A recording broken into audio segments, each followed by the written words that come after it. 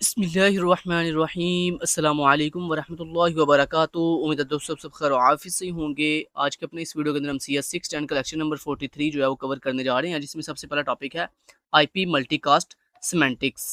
अब ये IP multicast semantics क्या होती है, पहले मैं आपको इसके बारे में बता देता हूँ, ताकि अगर आपको सर इसके बारे में पूछे पेपर में सिर्फ ओनली ये पूछें आईपी मल्टीकास्ट सिमेंटिक्स क्या होती हैं, तो फिर आप इसके बारे में जो मैं बताऊँगा वो अपनी वर्डिंग में लिख लेना। और उसके बाद फिर अगला क्वेश्चन जो सर ने बताया हुआ है वो मैं आपको बाद में बताता हूँ। पहले आपको बताता हूँ कि आईपी मल्टीकास्ट सिमेंटिक्स क्या चीज़ है। आईपी मल्टीकास्ट सिमेंटिक्स दोस्तों ये होता है कि जब एक कंप्यूटर अपना डाटा किसी खास ग्रुप में भेजता है और फिर वो ग्रुप में मौजूद तमाम कंप्यूटर्स को वो डाटा रिसीव हो जाता है। जैसे ये सेम वैसे ही है कि आप व्हाट्सएप के ऊपर आपने एक ग्रुप बनाया, अब आपने क्या किया, अपना एक मैसेज उस ग्रुप में सेंड कर दिया। अब क्या होगा बोला कि आपने वो जो डाटा, वो जो मैसेज ग्रुप में सेंड किया है, वो ग्रुप में मौजूद बाकी तमाम मेंबर्स तक क्या हो जाएगा, पहुंच जाएगा। अब आप चाहे चाहते थे किसी को भेजना ग्रुप के अंदर या किसी को नहीं चाहते थे कि किसी को ना जाए, इसमें आपको कोई इख्तियार नहीं है, क्योंकि ग्रुप में जितने मेंबर्स हैं उन्होंने अब आपका मैसेज देख लिया, सीन कर लिया। इसी को दोस्तों, इसी टेक्निक को हम क्या कहते हैं, आईपी मल्टीकास्ट सिमेंटिक्स कहते हैं, कि जिसमें एक कंप्यूटर अपना डाटा जब फॉरवर्ड करता है एक खास ग्रुप के अंदर, तो उस ग्रुप में मौजूद बाकी तमाम जो मेंबर्स हैं या बाकी जो तमाम कंप्यूटर्स हैं, वो उस डाटा को क्या कर लेते हैं, रिसीव कर लेते हैं। समझ आइए आईपी मल्टीकास्ट सिमेंटिक्स क्या होता है। चलें अब अगली बात करते हैं जो सर ने पूछी थी। सर ने पूछा आईपी मल्टीकास्ट जो ग्रुप होता है वो एनोनिमस कब होता है। एनोनिमस कहते हैं नामालूम चीज़, मतलब जिसका हमें पता ही नहीं है। तो कहता है आईपी मल्टीकास्ट तो ये है ना कि मतलब जब हम एक डाटा किसी ग्रुप में भेजते हैं, उस ग्रुप के तमाम मेंबर्स जो है वो उस डाटा को रिसीव कर लेते हैं। लेकिन अब वो कह रहे हैं कि आईपी मल्टीकास्ट का जो ग्रुप था, वो एनोनिमस नामालूम कब होता है। तो कहता है 2 वजह से वो नामालूम हो जाता है। 2 वजह से आईपी मल्टीकास्ट का जो ग्रुप है वो नामालूम हो जाता है। तो पेपर में अगर सर आपको पूछे कि आईपी मल्टीकास्ट सिमेंटिक्स क्या चीज़ है, तो आपने यही 2 पॉइंट लिखने हैं। ये जो मैंने डेफिनेशन बताई थी पहले वो लिख लेना, फिर ये पॉइंट लिख लेना। और अगर सर पूछे आईपी मल्टीकास्ट ग्रुप एनोनिमस कब होता है, तो आपने बताना कि आईपी मल्टीकास्ट ग्रुप जो है वो एनोनिमस तब होता है इन 2 वेज़, 2 वजह है उसकी, उसके नामालूम या एनोनिमस होने की। पहली वजह क्या है? पहली वजह ये है कि जिस कंप्यूटर ने डाटा सेंड किया है ग्रुप के अंदर, और जिसने रिसीव किया है, जिसने सेंड किया और जिसने रिसीव किया, दोनों को इस बात का इल्म नहीं है कि इस ग्रुप में कितने टोटल मेंबर्स हैं। अब जिसने मैसेज सेंड किया उसको भी नहीं पता कि ग्रुप में टोटल मेंबर्स की तादाद कितनी है, और जिस रिसीवर ने, जिस कंप्यूटर ने डाटा रिसीव किया, उसको भी नहीं पता कि मेरे अलावा इस ग्रुप में और कितने लोग हैं। जैसे फॉर एग्जांपल मैंने डाटा सेंड किया, अब मुझे पता ही नहीं है कि मैं जिस ग्रुप में डाटा सेंड किया उस ग्रुप में टोटल मेंबर्स की तादाद कितनी है। और आप में से किसी एक, जाहिर बात है आप सब रिसीवर हो ना, जिन्होंने रिसीव किया उस डाटा को, आप सब क्या हो, रिसीवर हो। आप में से जिसने डाटा रिसीव किया ना, उसको भी नहीं पता कि इस ग्रुप में मेरे अलावा किस किसने ये डाटा रिसीव कर लिया। ठीक है, तो दोस्तों इसको कहते हैं आईपी मल्टीकास्ट ग्रुप का इनोनिमस होना, कि जिसमें जिसने डाटा सेंड किया, सेंडर, जी। अब हम नेटवर्किंग की दुनिया में बात करते हैं, यानी सेंडर वो जिस जिस कंप्यूटर ने डाटा सेंड किया उसको भी नहीं पता कि जिस ग्रुप में मैंने डाटा भेजा उस ग्रुप में टोटल मेंबर्स की तादाद कितनी है। और रिसीवर यानी वो कंप्यूटर जिसने डाटा रिसीव किया है, उसको भी इस बात का नहीं पता कि मेरे अलावा ये मैसेज या ये डाटा ग्रुप के अंदर कितने और कंप्यूटर्स ने रिसीव किया है। अगर उसको भी इस बात का ना पता हो, सेंडर को भी ना पता हो, तो दोस्तों इसको कहते हैं, ये पहला वो तरीका है जिसके अंदर आईपी मल्टीकास्ट ग्रुप क्या हो जाता है, इनोनिमस हो जाता है, मतलब वो नामालूम हो जाता है। दूसरा जो वे है, जो दूसरा तरीका है जिसकी वजह से आपका आईपी मल्टीकास्ट ग्रुप जो है वो एनोनिमस होता है, वो ये है राउटर्स एंड होस्ट। राउटर कौन होते हैं? राउटर मतलब वो डिवाइसेस जो डिफरेंट जगहों से आने वाले डाटा को आगे रास्ता दिखाती हैं, कि अब तुमने यहाँ जाना, तुमने इस रास्ते पे जाना, तुमने मतलब समझ लो वो, जैसे मैं आपको आम वर्डिंग में अक्सर राउटर की एग्जांपल देता हूँ, तो आपका बस स्टैंड, आपका वो स्टेशन जहाँ पे डिफरेंट गाड़ियाँ आती हैं और आगे उनको रूट दिया जाता है कि अब तुमने यहाँ जाना, तुमने यहाँ जाना, तुमने यहाँ जाना है। तो आप समझ लो नेटवर्किंग में राउटर भी एक वो खास डिवाइस है जो डिफरेंट जगहों से आने वाले डाटा को आगे रूट करती है, मतलब रास्ता दिखाती है कि तुमने अब यहाँ जाना, तुमने अब यहाँ जाना। तो कहता है राउटर जो है वो, एंड होस्ट, होस्ट कहते हैं वो कंप्यूटर्स जो डाटा या तो सेंड कर रहे हैं या रिसीव कर रहे हैं, वो होस्ट यानी कंप्यूटर्स हैं हमारे। ठीक है, तो कहता है routers and host do not know which applications will send a datagram to a group. यानी कहता है अगर दूसरा तरीका ये है जिसमें हमारा आईपी मल्टीकास्ट ग्रुप अनोनिमस यानी नामालूम हो जाता है, जिसमें कहता है अगर राउटर जो रास्ता दिखा रहे हैं वो, और जो होस्ट यानी वो कंप्यूटर जो डाटा सेंड और रिसीव करेंगे, था अगर उनको ये पता ही ना हो कि हमें जो डाटा सेंड हो रहा है या जो डाटा रिसीव हो रहा है वो किस एप्लीकेशन के थ्रू आ रहा है, अगर ये भी आपको ना पता हो, तो जनाब तब भी आपका जो आईपी मल्टीकास्ट ग्रुप है वो क्या हो जाता है, इनोनिमस हो जाता है। जैसे इसकी अगर मैं आपको एग्जांपल दूँ तो ये वैसे ही है कि मान लो आप लोग वीडियो कॉल तो कर रहे हो, लेकिन आपको यही नहीं पता कि आप किस एप्लीकेशन का इस्तेमाल कर रहे हो। मतलब आप ज़ूम का इस्तेमाल कर रहे हो, आप गूगल मीट का इस्तेमाल कर रहे हो, आप एमएस टीम्स का इस्तेमाल कर रहे हो, किसका इस्तेमाल कर रहे हो भैया आप? तो अगर ग्रुप के मेंबर्स को, यानी ग्रुप के अंदर जितने मेंबर हैं उनको भी इस बात का ना पता हो, और वो ग्रुप जो डाटा सेंड और रिसीव कर रहा है उसको भी इस बात का ना पता हो कि जनाब कौन सी एप्लीकेशन यूज़ की जा रही है वीडियो कॉलिंग के लिए। तो ये क्या है, ये भी वो बेसिकली तरीका है जिसमें हमारा आईपी मल्टीकास्ट ग्रुप क्या हो जाता है, इनोनिमस हो जाता है कि राउटर को और होस्ट दोनों को ही नहीं पता कि जनाब किस एप्लीकेशन का इस्तेमाल करते हुए डाटाग्राम यानी डाटा सेंड किया जा रहा है और रिसीव किया जा रहा है ग्रुप के अंदर। ठीक हो गया? चलें जी, ये आपको बात समझ आ गई। ये पेपर में अगर सर आपको पूछें ये पॉइंट्स तो सॉरी वेज़, तो आपने ये दोनों वेज़ लिख देने हैं आईपी मल्टीकास्ट ग्रुप के एनोनिमस होने के। अच्छा, अगला कंसेप्ट आता है दोस्तों आईजीपी। सबसे पहले आपको आईजीपी का स्टैंड फॉर याद हो। IGP stand for internet group multicast protocol. Internet group multicast protocol, ये आपके एमसीक्यूज के लिए इंपॉर्टेंट पॉइंट है। या फिर सर आपको ये पूछते हैं इंटरनेट ग्रुप मल्टीकास्ट प्रोटोकॉल का शॉर्ट फॉर्म क्या है, तो आपने बताना आईजीएमपी। ठीक हो गया जी? चलें, अब ये तो हो गया आपका एमसीक्यूज।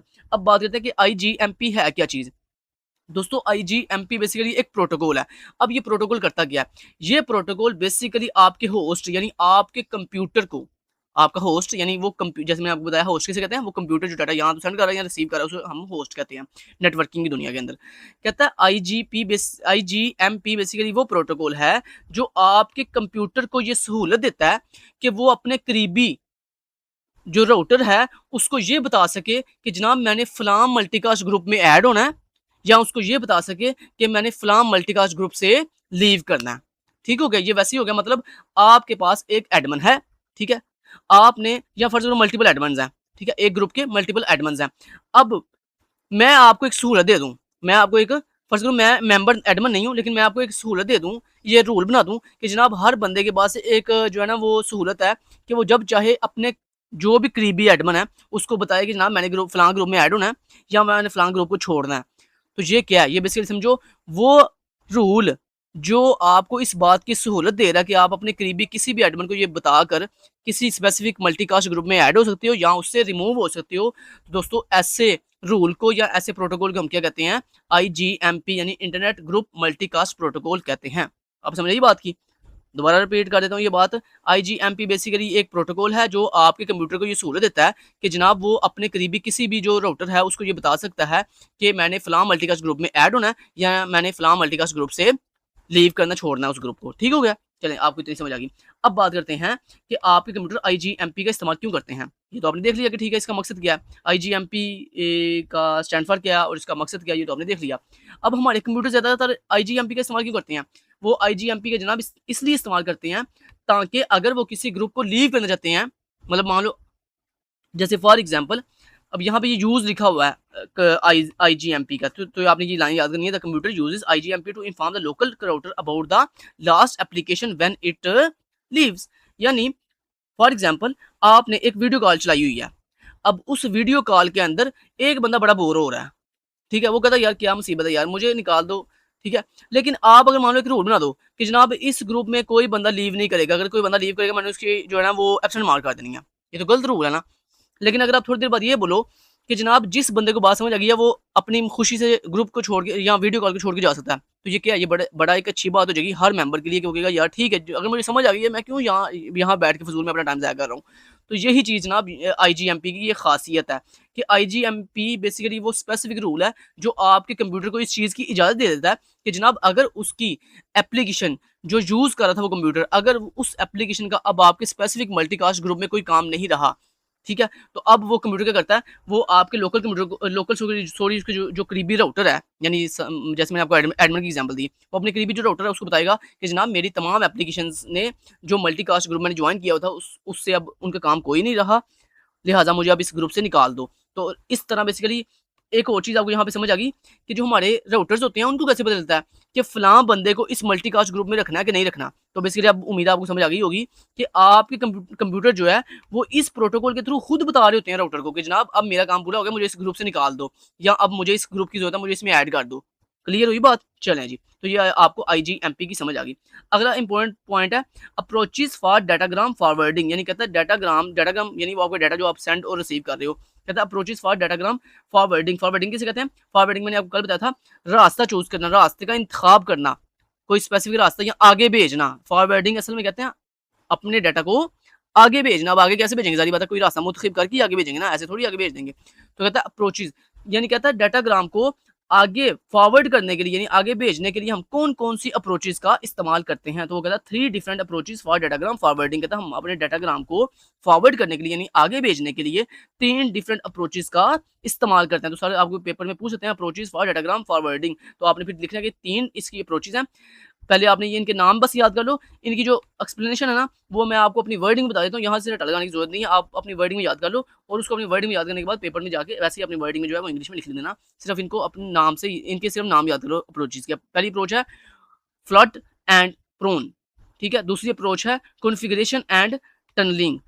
तीसरी अप्रोच है कोर बेस्ड डिस्कवरी, ठीक है जी। तो ये 3 अप्रोचेस हैं किसकी? अप्रोचेस फॉर डाटाग्राम फॉरवर्डिंग, यानी डाटा को आगे भेजने, एक स्पेसिफिक रास्ता मुंतखब करके आगे भेजने के लिए 3 तरह की अप्रोचेस का इस्तेमाल किया जाता है, flood and prune, configuration and tunneling और कोर बेस्ड डिस्कवरी। अब इन तीनों में क्या डिफरेंस है वो आपको बता देता हूँ। फ्लड एंड प्रोन में ये होता है, ये एक ऐसी अप्रोच है जिसमें हम क्या करते हैं, बेसिकली ये अप्रोचेस किसके लिए? Datagram forwarding. और ये डाटाग्राम फॉरवर्डिंग यानी आप वो जब मल्टीकास्ट ग्रुपिंग करते हो जिसमें आप एक ही डाटा मल्टीपल कंप्यूटर्स को भेजते हो, उस ग्रुप में मौजूद बाकी तमाम मेंबर्स यानी बाकी तमाम कंप्यूटर को भेजते हो, ये बेसिकली उसकी बात कर रहा है, ठीक है। अच्छा, अब पहले में क्या हो रहा है? Flood and prone.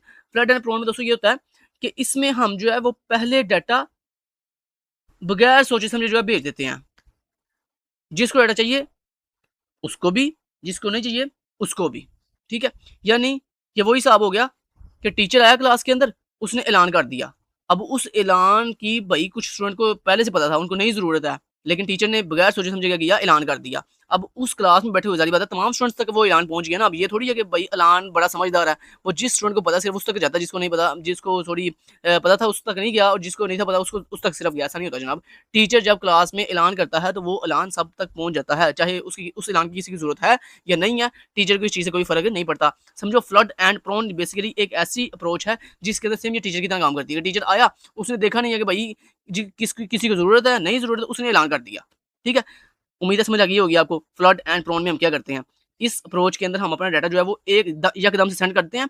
सेंड करने के बाद हम बेसिकली फिर क्या करते हैं, फिर जिनको ज़रूरत नहीं होती उनको कहते हैं भाई ठीक है तुम्हें नहीं ज़रूरत, तुम वापस कर दो मेरा ऐलान, मतलब तुम इग्नोर करो इस चीज़ को, मतलब वापस थोड़ी नहीं करना है, मतलब इग्नोर करो इस चीज़ को। लेकिन जिसको ज़रूरत है वो ठीक है उस डाटा को अपने पास महफूज कर ले। क्लियर क्लियर हुई बात? तो इसमें भी बेसिकली हम यही करते हैं कि पहले डाटा भेज देते हैं बगैर सोचे समझे, सब तक डाटा पहुंच गया, उसके बाद फिर हम ये एनालिसिस करते हैं कि अच्छा इसको नहीं चाहिए, चलो ठीक है तुम छोड़ो इस ऐलान को, तुम्हें भी नहीं चाहिए तुम भी छोड़ो, इसको इग्नोर करो। समझ आई बात की? चलें जी। उसके बाद दूसरी जो टेक्निक है उसमें हम क्या करते हैं, configuration and tunneling. Configuration and tunneling में दोस्तों ये होता है कि इसमें हम वही टीचर की एग्जांपल लेते हैं। पहले में क्या हुआ कि टीचर ने बगैर सोचे समझे ऐलान कर दिया, ठीक है। उसके बाद उसने बोला ठीक है भाई जिसको नहीं चाहिए वो इग्नोर कर दे, मैंने तो ऐलान कर दिया अब, ठीक है। लेकिन दूसरी में क्या होता है कि टीचर एक लिस्ट पहले बनाता है, वो बगैर सोचे समझे कुछ नहीं करता, बल्कि वो आता है, वो कहता है भाई आपकी क्लास के अंदर ये वाली बात किसको बतानी है या ये वाला टॉपिक किसने समझना है, बताओ मुझे किसने समझना है। वो उन सबके नाम लिख लेता है, जिनको उसकी समझ नहीं आई उनके नाम लिख लेता है और जिनको ऑलरेडी उस चीज़ की ज़रूरत नहीं है वो उनको लिस्ट से बाहर निकाल देता है। अब टीचर वो टॉपिक किसको समझाएगा, क्योंकि उसने लिस्ट पहले से बनाई हुई है, अब वो टॉपिक उसी को समझाएगा जिसको उस चीज़ की ज़रूरत है। तो यही चीज़ होती है दोस्तों कॉन्फ़िगरेशन एंड टनलिंग, जिसमें हम क्या करते हैं कि हमारे जो राउटर्स होते हैं वो पहले क्या करते हैं, पहले एक पूरी डिटेल लिख लेते हैं, सारी इन्फॉर्मेशन अपने पास कलेक्ट कर लेते हैं कि इस मल्टीकास्ट ग्रुप के अंदर जितने कंप्यूटर्स हैं उनमें से किन कंप्यूटर्स को ये डाटा चाहिए, किन को नहीं चाहिए, ठीक है। पहले पूरी इन्फॉर्मेशन कलेक्ट कर लेते हैं। लेकिन इसमें क्या होता है, इसमें जनाब ये है कि हमें बहुत ज़्यादा मेहनत करनी पड़ती है। सारी बात है टीचर को मेहनत तो करनी पड़ेगी ना, पहले पूरा चेक करना कि भाई तुम्हें चाहिए नहीं चाहिए, तुम्हें चाहिए नहीं चाहिए, उसके बाद उसको फिर रिकॉर्ड सेव करना अपने पास, ठीक है। तो ये काफ़ी लंबा जो है वो प्रोसेस है, ठीक है। तो ये दूसरी अप्रोच होगी। तीसरी अप्रोच क्या है, core based discovery. Core based discovery क्या है? कोर बेस्ड डिस्कवरी को मैं आपको नेटवर्किंग की दुनिया में बाद में समझाता हूँ, पहले आपको इसी एग्जाम्पल को लेकर चलता हूँ। अब देखें पहले में क्या हुआ, टीचर ने खुद ही आते सार बगैर सोचे समझे ऐलान कर दिया, बाद में कहा जिसको नहीं ज़रूरत है वो इग्नोर कर दे। दूसरी अप्रोच में टीचर ने क्या किया, थोड़ी अकल लगाई और टीचर ने आगे बोला कि भाई नहीं, अब मैं क्या करूँगा, पहले एक लिस्ट तैयार करूँगा और जिसको ज़रूरत होगी फिर सिर्फ उसी को जो है वो इस ऐलान के बारे में बताऊँगा। लेकिन तीसरे में क्या किया, तीसरी में टीचर को थोड़ी और अकल आ गई। उसने क्या किया, उसने कहा नहीं भाई मैं पागल हूँ, मैं इतने मेहनत करूँ पहले खुद कि पहले मैं लिस्ट बनाऊँ, फिर इनको इनको बताऊँ, ठीक है? जिसको ज़रूरत है उसको बताऊँ, जिसको नहीं ज़रूरत उसको साइड पे। उसने कहा भाई मैं अक्लमंदी करता हूँ, अपना टाइम सेव करता हूँ। उसने क्या किया, उसने आपकी क्लास में एक बंदा चूज़ कर दिया, मतलब जिसको हम सीयर कहते हैं, ठीक है? उसने क्या किया, उसने कहा भाई आप में से सबसे जो लायक बंदा है ना वो मेरे पास आ जाए। मतलब एक समझ लो एक सीआर उसने मुंतखब कर दिया। अब उसने सीआर की ये ड्यूटी लगा दी, जो काम टीचर ने खुद करना था, जो उसने सेकंड अप्रोच में किया कि खुद लिस्ट बनाई, अब उसने वो सीआर की ड्यूटी लगा दी कि भाई ये सीआर है। सीआर को उसने क्या बोला, उसने बोला भाई अब तुम्हारी ड्यूटी है, क्लास में आइंदा से जिसने इस ग्रुप में ऐड होना होगा उसको ऐड कर देना, जिसने नहीं आना ऐड होना होगा उसको साइड पे लगा देना, ठीक है? तो अब क्या हुआ कि टीचर ने क्या कर दिया, एक जिम्मेदारी दे दी सीआर को, ठीक है? अब वो सीआर क्या करता है, वो सीआर क्लास में पूछता है भाई किसने इस ग्रुप में, क्लास के ग्रुप में किसने ऐड होना है, तो जो कहेगा भाई मैंने ऐड होना है उसको वो ऐड कर देगा, जिसने कहना मैंने ऐड नहीं होना उसको वो इग्नोर कर देगा। तो ये होती है जनाब कोर बेस्ड डिस्कवरी। अब मैं आपको नेटवर्किंग दुनिया में बताता हूँ। कोर बेस्ड डिस्कवरी जनाब ये थी कि जिसमें हम एक स्पेसिफिक राउटर को कोर यानी मरकजी किरदार के लिए मुंतखब कर देते हैं कि भाई तुम स्पेसिफिक एक राउटर हो जो मरकजी किरदार आइंदा से अदा करोगे। यानी हम डाटा आइंदा से डायरेक्ट जो है, इसमें क्या था फ्रंट में के अंदर कि हम डायरेक्ट डाटा ग्रुप तक भेज रहे थे और तमाम मेंबर तक पहुंच जाता था। कॉन्फ़िगरेशन में भी क्या हो रहा है कि हमने पहले लेकिन थोड़ी-सी लिस्ट बना ली, उस लिस्ट के अकॉर्डिंग डाटा भेजा जिस कंप्यूटर को चाहिए था, लेकिन डाटा अभी भी डायरेक्ट ही गया है कंप्यूटर तक, राउटर तक नहीं गया है। ठीक है? लेकिन इसमें क्या हो रहा है कोर बेस्ड में कि हमने एक स्पेसिफिक राउटर मुंतखब कर लिया, मरकज़ी किरदार के लिए कि हमने कहा भाई बोला कि आइंदा से हम डाटा तुम्हें देंगे, हम डायरेक्ट कंप्यूटर तक नहीं भेजेंगे, ग्रुप तक नहीं भेजेंगे, हम तुम्हें डाटा देंगे। तुम आगे देखोगे कि ये डाटा किन कंप्यूटर्स को चाहिए। जिनको चाहिए होगा उनको ग्रुप में ऐड करके उनको भेज देना, जिनको नहीं चाहिए होगा उनको मल्टीकास्ट ग्रुप से बाहर निकाल देना, ठीक है? तो ये चीज़ है अब जनाब कि अब हम डाटा डायरेक्ट कंप्यूटर तक नहीं भेज रहे, ग्रुप तक नहीं भेज रहे, बल्कि कोर बेस्ड डिस्कवरी में हम क्या कर रहे हैं कि एक स्पेसिफिक राउटर हमने मुंतखब कर लिया, हम अपना डाटा जो भी पैगाम है, जो डाटा है, जो डाटाग्राम है, वो एक स्पेसिफिक राउटर तक भेजते हैं। वो राउटर आगे से फिर मुंतखब करता है, मतलब जो उसने ग्रुप बनाया होता है, जिनको उस कंप्यूटर की जिन कंप्यूटर को उस डाटा की ज़रूरत है, उनका ग्रुप बनाया होता है, फिर वो आगे राउटर जो है वो डाटा आगे फॉरवर्ड करता है। क्लियर हो रही बात? चलें ये जनाब यहाँ पे उम्मीद है आपको लेक्चर अच्छे से समझ आ गया होगा। Thank you so much then guys, take care, अल्लाह हाफ़िज़।